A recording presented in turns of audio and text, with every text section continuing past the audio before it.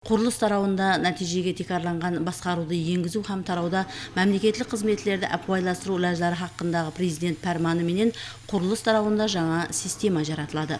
Енді текарға әтібар қағаздағы исабатларға емес, ал нәтижеге текарланған басқаруға қаратылады.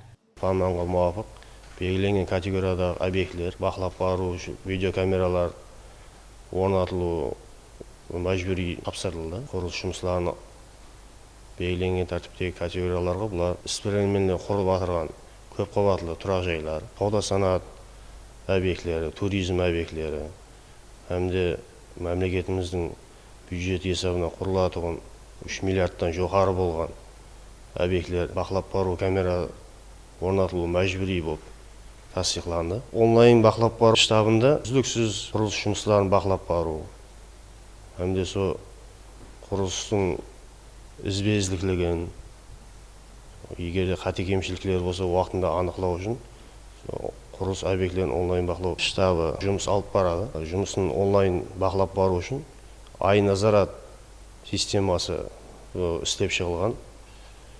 Ай назарат системасы арқылы біздер объекттегі құрылыстарды онлайн бақылап барамыз.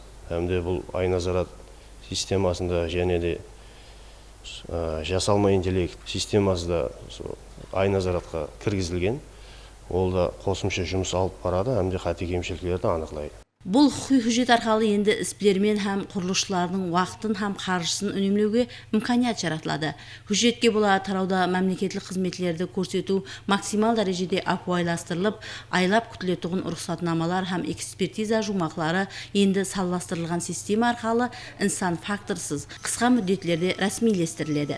Ең ахметлісі қадағалау системасы да түптекарынан реформаланып, нәтижелік принципі енгізіледі. Артықша тексерулер азайып, текарға ітібарды имаратлардың қауіпсізлігі һәм сапасына қаратылады.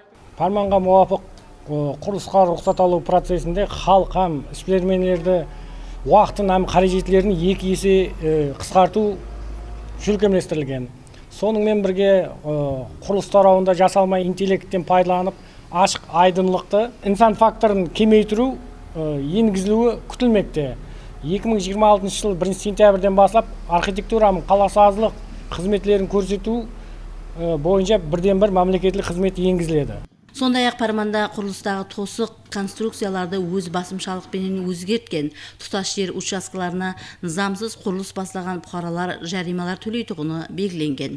Президентіміздің 104 салы парманына текар 50 жылдан мүддетін өтеп болған көп қабатлы тұрақ жайлардың реконструкция қылу, әмде ішіндегі дюалларды өз басымшалықпенен бұзу рұқсат етілмегенлігі көрсетілген. Бұнда егерде өз басымшалықпенен көп қабатлы домның тұрақ жайға өзгеріс кіртсе, бұл бойынша тиісілі жүрекемдер тарапынан тиісілі низам текарында қаралар қолдануын білдіреміз. Бұл ләжлар көп қабатлы тұрақ жайлардың қауіпсіздігін тәмінлеуде ахметке ие.